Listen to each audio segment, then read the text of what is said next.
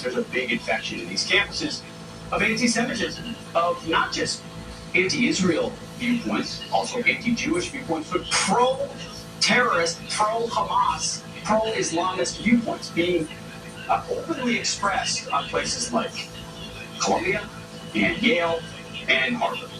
In fact, there's what was it, not a sit-in, well, it was a sit-in at Google. That happened at a corporation, by the way. But there's also, what's it when you don't eat for... Hunger strike. Hunger strike at Yale for 8 days going on right now.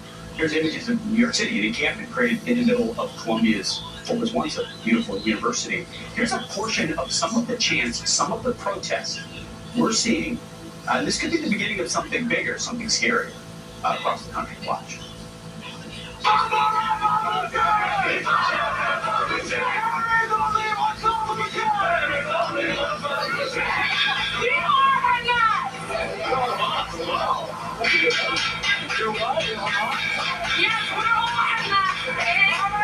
We get to send it from our children. That's 5 more times. That's 10 more times. That's 100 more times. That's 1,000 more times. That's 10,000 more times.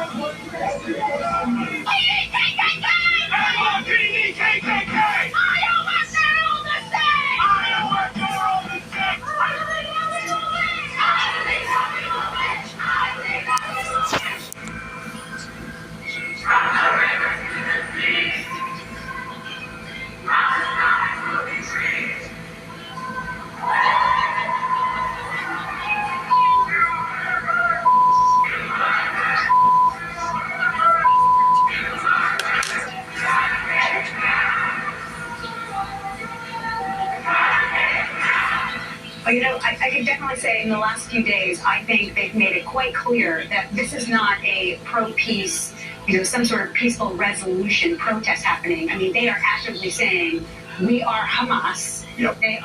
They're Never forget October 7th. Yeah, October 7th is going to happen every day after day after day.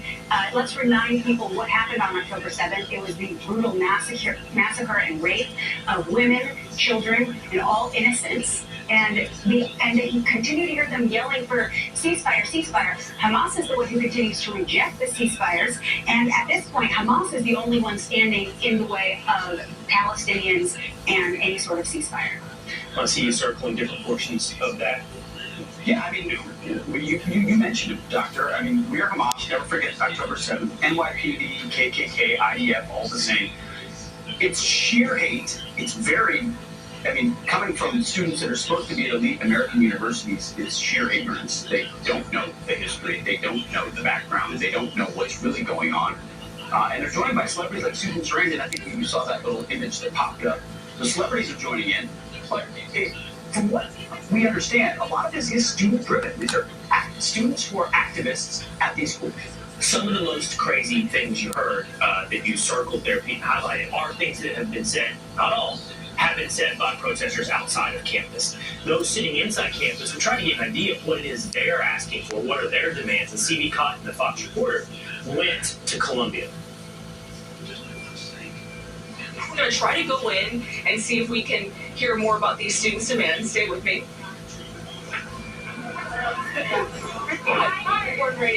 Can we talk to you guys about your demands for the university? We have like a media team if you're interested in talking to people. Can we speak with that media team? Well, I see there are other cameras here. And so if you would mind stopping recording, then we can connect you with them. Well, we just want to talk to you all about your demands for the university. We know that we're with Fox News. Fox News? Yes, that's correct. Okay. Yeah, we do have a press team. We have a press team. If you would mind stopping recording, I can direct you to them. But you have to stop recording first. Okay, well, Pete, there you have it. We tried to go in, we tried to speak with some of the students, but they don't want to speak with us. And they're very selective about who they allow into this liberated zone. There are other cameras in there right now. We can see those cameras, but again, our camera is not allowed in. Yeah, that was last night live on this channel on the Ubangle, and she went into the liberated zone amongst the protesters, and they didn't have much to say. No, and of course they're hiding their faces because they know that what they're doing is essentially being a pro-terrorist organization, and they're calling for the genocide and massacre of Jewish people across the globe. And she identified herself as Fox News, and they were almost triggered by that. And you think, well, now is our moment to speak our truth. Almost triggered by that. I think they were definitely put in some. They were like, how do we handle this right now? You know, they were in some intersectional conflicts right now, and I'm telling you, they did not know how to react. They did not have to because they didn't have their diagram out. Her acai Their or bubble had been whatever burst. it Their is. bubble diagram had been burst, and yeah. So please refer to our media team. Well, you guys are saying that, these are a lot of student-led organizations and protests, but let's remember there's actually, at their institutions, you have professors and chairs who are saying October 7th is awesome. You have professors who are wielding machetes, threatening. So this is what happens when you go to some of these institutions. Pete, you've talked about this, the infiltration of these ideologies into our academic institutions, and this is the result, this extremist Young Democratic Party. There are Middle Eastern studies departments that have been funded for decades to lay the foundation for this type of worldview and this type of perspective. By the way, good on CB Cotton to just walk right in there. Absolutely. I didn't know that was going to happen, and they were right. It shows they're very angry. Just they're not quite sure how to articulate what they're angry about without their slogans and Well, chants. Pete and I, a little bit later, we'll be going into these anti-Israel protests at Off the Wall at 8:40 a.m. Eastern Time. Okay. Now, what I want to say is that's all hate. That's all it is hate.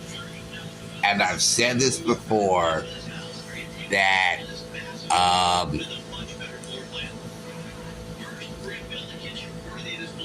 hate is the only thing that connects them together. And I've said in many instances where these are hateful protests and with demands and everything. And the question then becomes, okay, let's say you kill all the Jews. Let's say you destroy Israel. Let's say all your demands are met. What then? Are you happy? No, because hate needs something to hate to keep it going. And they'll find something else to hate. Or they might hate the way it was done. Never satisfied. So, like the Nazis. Let's say the Nazis were successful in killing all the Jews and gypsies and so forth. Are they done? Are they happy? Do they celebrate? No, because they need to find something else to hate. The hate is what's driving, and when there's nothing to hate, hate goes crazy because hate needs something to hate. So, what you saw is simple hate. And if all their needs are met, they would not be happy. Because all that hate, it's like a drive. It's like it's the motor that keeps it going. And it'll keep going. It'll be like, round and round and round. Okay, keep it going. Shift to fourth gear, shift to fifth gear. Okay, rev that engine. Keep going. Don't stop. And if their needs are met, all their needs are met, they're still, it's a shock to the system because now they have to put on the brake. But it's the hatred that keeps it together, and they need that cohesiveness that drives it. It's when you have more, the more people you have, the stronger the cohesiveness. And if the needs are met, they go into a panic mode because what's the hate now? Let's hate something else. You know, let's destroy this, let's destroy that. Hate and destruction go hand in hand. There is no building, no creativity, no benefits. It's all destruction. Hate breeds destruction. And do you really want to blow up the earth? Just take a TNT, throw down the plunger, and the earth explodes and there's no more earth. Because that's what will be the end. Until we diffuse the hate, that's where this is going. Because that's where it's going. Because it's a never-ending. It's never-ending. Hi. Yes, please. No bread?